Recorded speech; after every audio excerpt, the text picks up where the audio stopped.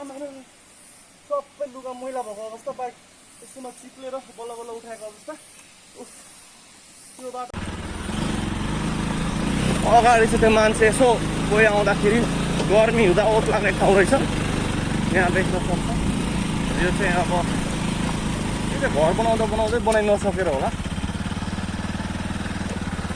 त्यो अलिकति हामी चाहिँ भिडभाडमा बस्ने भएर होला, यस्तो ठाउँमा चाहिँ कसरी बस्ने होला, मान्छे कसरी बस्न छन् होला जस्तो फिल चाहिँ हुन्छ है गाइस हामीलाई। मलाई चाहिँ हुँदैन व्यक्तिगत, मलाई चाहिँ अब आफ्नो विचार हो हुन चाहिँ।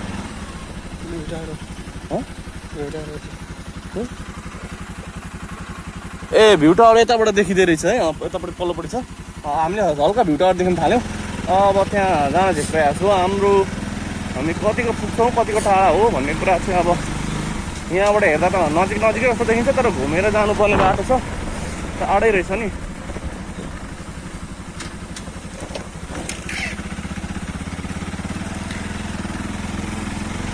दोकान रहेछ मजाको। तर एक प्रकारले बस्नलाई चाहिँ शान्त ठाउँ हो यो। हामीले क्लियरली देखिरहेछौँ भ्यू टावर पर। यहाँबाट हेर्ने हो भने धेरै टाढा छ जस्तो लागेन मलाई।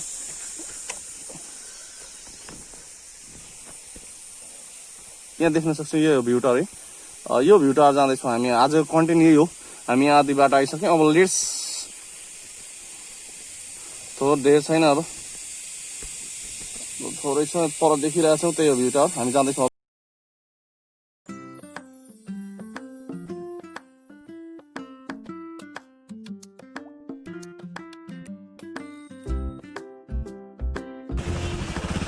त्यस धोबेन भन्ने ठाउँबाट आउँदा चाहिँ अलिकति सजिलो होला।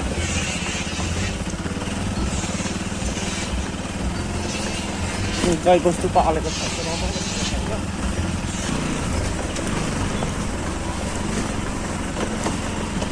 जस्ट यो पर्यटकीय क्षेत्र बनाउन आँटेको होला होइन, टुरिस्ट एरिया बनाउन आँटेको होला।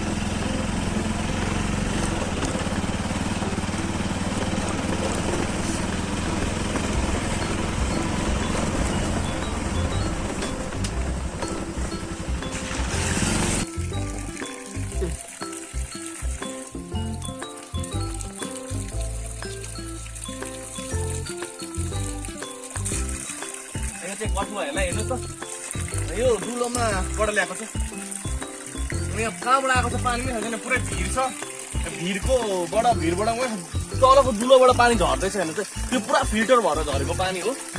यो पहाडको पानी पुरै फिल्टर भएर यहाँ बाँसको धारा बनाइएको छ है।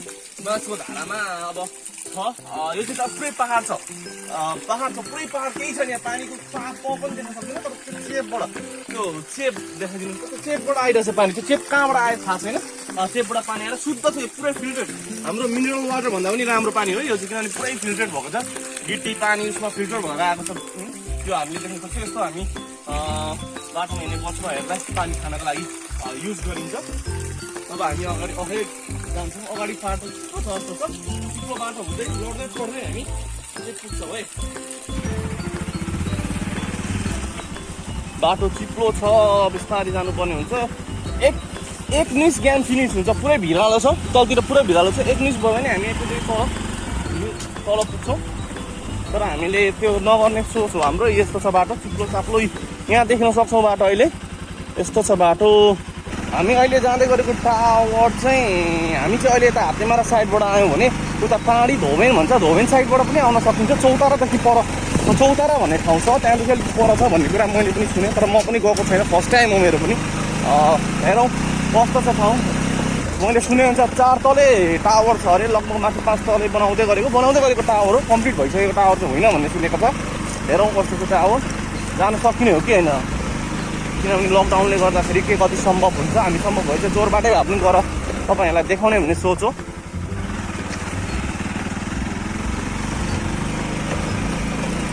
धानबारी पुरै धानबारी छ है।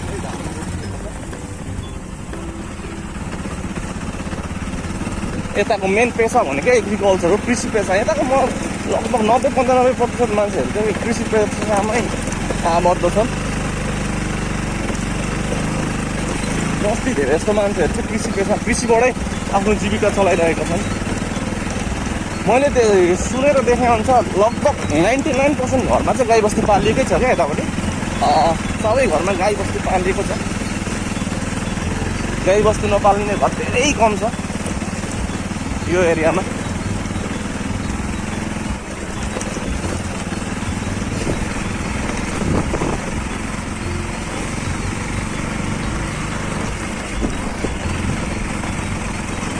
यो के स्कुल रहेछ, श्री जलकेनी प्राइमेरी सेकेन्ड्री रहेछ यो चाहिँ, हामी देख्न सक्छौँ। श्री जलकेनी प्राइमेरी सेकेन्ड्री रहेछ। यसलाई चाहिँ टाढी 9 भन्दो रहेछ। तिलकेनी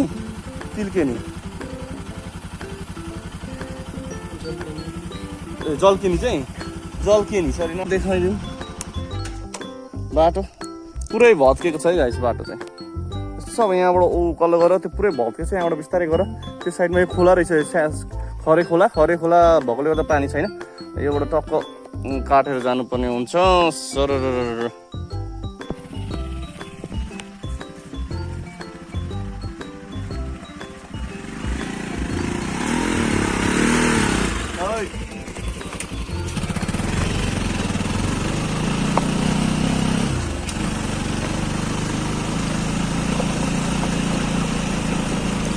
कता माथि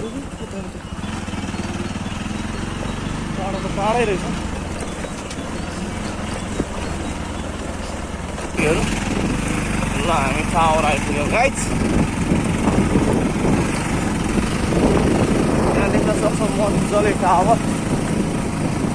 अलिकति धुम्म छ आज, धुम्म नभएको भए चाहिँ अलिक राम्रो हुन्थ्यो होला।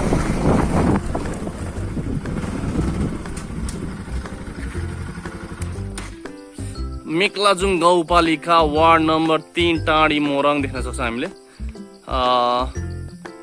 यहाँ भएको खर्च होला है, पर्यटकीय क्षेत्र मलाई हो हामीले यहाँ देख्यौँ। टावर है गाइस, चाहिँ ठुलो छ, पुरै दमकसम्म धेरै ठाउँ देखिन्छ अरे क्या। लगभग 6-7वटा सहर देखिन्छ यहाँबाट भन्ने कुरा छ। र धेरै गाउँ पहाडहरू पनि देखिन्छ, 6-7वटा सहरै देखिन्छ क्या यहाँबाट प्रष्टसँगले। हामी माथि चढ्छौँ पनि, यदि चढ्न सम्भव भएछ भने हामी माथि चढेर तपाईँहरूलाई माथिबाटको भ्यू पनि देखाउँछौँ। सो यदि तपाईँहरूलाई घरमा बस्दा बोरिङ भएको छ, लकडाउन खुलेपछि कहाँ नयाँ ठाउँ कहाँ घुम्न जाउँ भन्ने लाग्छ भने तपाईँहरू आउनु सक्नुहुन्छ। यो यहाँको आउनको लागि एक्ज्याक्ट लोकेसन चाहिँ कहाँ हो भने मङ्गलबारे र ओर्लाबारीको बिचमा किसान चोक छ। किसान चोकबाट ठाडो माथि आउनुभयो भने तपाईँहरूले मेक्लाजुङ गाउँपालिका टाढी भन्नुभयो भने, टाढीको भ्यू टावर भन्नुभयो भने सजिलैसँग तपाईँहरू आउनु सक्नुहुन्छ। यहाँ एउटा सानो मन्दिर छ, भगवानको मन्दिर, यहाँ एउटा स्ट्याचु छ। र अब हामी माथि चढ्छौँ। यो अग्लै छ है, 1 तले 2 तले 4 तले, माथि आउनु गर्दा 5 तलेको रहेछ। तर कम्प्लिट भइसकेको छैन। हामी माथि चढेर हेरौँ। डाँडा काँडाहरू एकदम रमाइलो छ क्या, यहाँ देख्न सक्छौँ। हामीले यहीँबाट पनि हेऱ्यो भने लगभग धेरैवटा सहरहरू देख्न सक्छौँ यहाँबाट है। धेरैवटा सहरहरू, खोलाहरू, सहरहरू। अलिकति आज धुम्म परेकोले गर्दा त्यति क्लियर नदेखेको अवस्था छ।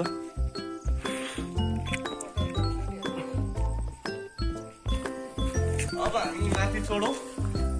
रमाइलो छ, भर्खर सुरु भएकोले गर्दाखेरि तर सजिलोसँगले चढ्ने ठाउँ पनि डह्रो बनाएको रहेछ क्या। यहाँ चाहिँ सिमेन्टेड, पुरै सिमेन्टेड चाहिँ एकदम सेफ छ।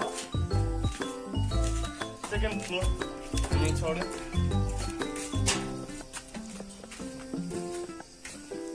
पुरा के छ यता सबैतिर देखिन्छ खोलाहरू होइन, थुप्रो गाउँहरू क्या। अब लगभग 7-8वटा सहरै देखिन्छ भने जस्तो सकियो नि। अरू त्यो डाँडाकाँडा त कति हो कति यहाँबाट। कतिपय साथीहरूले लकडाउनमा तेरो मोच छ भन्दै हुन्थ्यो, सेफ्टी भएर हामी हिँड्दैछौँ है। हामी हेर्नुहोस् त कोही छैन अहिले, कोही नभएको फ्री समयमा आएको छु। र अहिलेको मेक्लाजुङको समय हेर्ने हो भने यो एरियामा चाहिँ एउटा पनि मान्छेलाई त्यसरी कोरोना भेटिएको छैन है। त्यो भएकोले गर्दा अलिकति सेफ हो कि भन्ने पनि हामीलाई भइरहेको छ। हामीले यहाँ मुनि देख्न सक्छौँ, मुनिको एरिया अलिकति धुम्म परेकोले गर्दा मजाले नदेखिने हो कि भन्ने जस्तो पनि छ।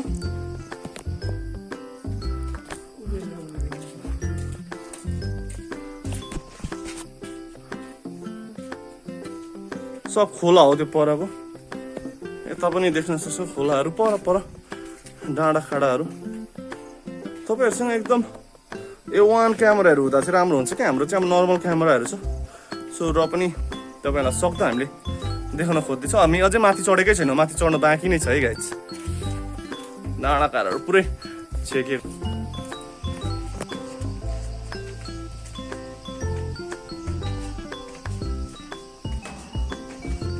अझै माथिपट्टिमा चाहिँ ब्लक गरेको रहेछ अहिले, त्यो कम्प्लिट नभएकोले गर्दाखेरि बनाइसकेको रहेछ। यो माथि काटेर राखेकोले गर्दा काटेकोले गर्दा हामी माथि जान सकेनौँ। हामी यहीँ फोर्थ फ्लोरमा छौँ अहिले। फोर्थ फ्लोरबाट मजाले एकदम मजाले हामीले पुरै दृश्यहरू देखिरहेको छौँ। यो कुन खोला हो पनि होइन, खोला भन्नु चाहिँ ठुलो छ खोला त, कुन खोला पुरै नुनसरी खोला अरे सबै क्लियर छ, बाटोघाटोहरू सबै मजाले देखिरहेको छ है। अलिकति यो के भन्छ धुम्म परेकोले गर्दाखेरि क्यामेरामा चाहिँ कैद राम्रोसँग हुन सकेन, अलिकति धुम्म छ। अब पहाडको एरिया त्यही माथि चिसो छ, धुम्म भइरहेछ।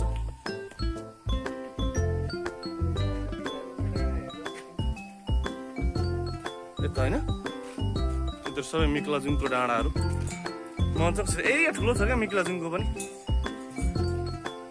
हेर्नुहोस् त अब यो धुम्म तपाईँहरूले देखिरहनुहुन्छ, हुस्से आइरहेको छ। हुस्सेले गर्दा अलिकति क्लियर छैन र पनि एकदम रमाइलो दृश्य भनिहाल्नु। 5-7वटा सहर त मजाले देखिन्छ अरे। र कुन सहर भन्ने हामीले अब यहाँ सोध्नलाई चाहिँ अलिकति यहाँको स्थानीय बासिन्दा भेटेनौँ, हामीले सोच बनाएको थियौँ तर भेटिएन। र अरू धेरै 4-5वटा त अरू गाउँपालिकाहरू देखिन्छ यहाँबाट भन्ने कुरा हो। लगभग 8-10-15वटै नगरपालिका गाउँपालिकाहरू देखिन्छ, सहरहरू देखिन्छ भन्ने कुरा पनि हामीलाई थाहा भयो। So it's a great time guys and it's great place. तपाईँहरू आउनु सक्नुहुन्छ फ्री टाइममा।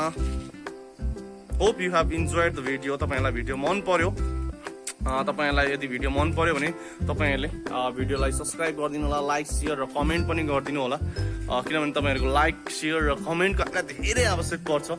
तपाईँहरूले भिडियो पुरै हेरिदिनु होला, पुरै भिडियो हेर्नु हो भने तपाईँहरूले जानकारी पाउनुहुन्छ। तपाईँहरूले मैले के गल्ती गरेँ भन्ने कुराहरू तपाईँहरूले कमेन्टमा लेख्न सक्नुहुन्छ होइन।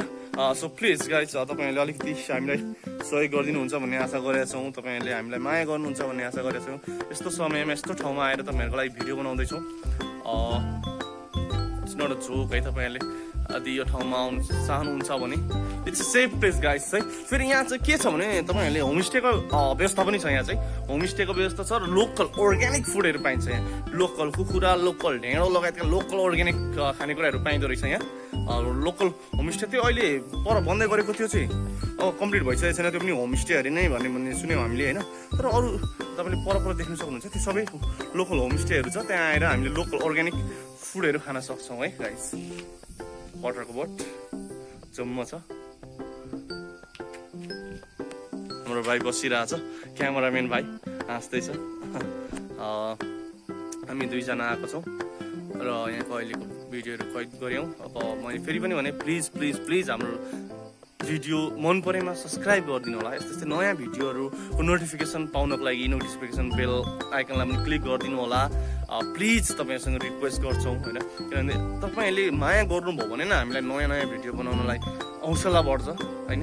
So please we request from the deep of our heart है। So please subscribe our channel, like share र कमेन्ट त त्यसमा तपाईँले गरि नै हुनुहुन्छ।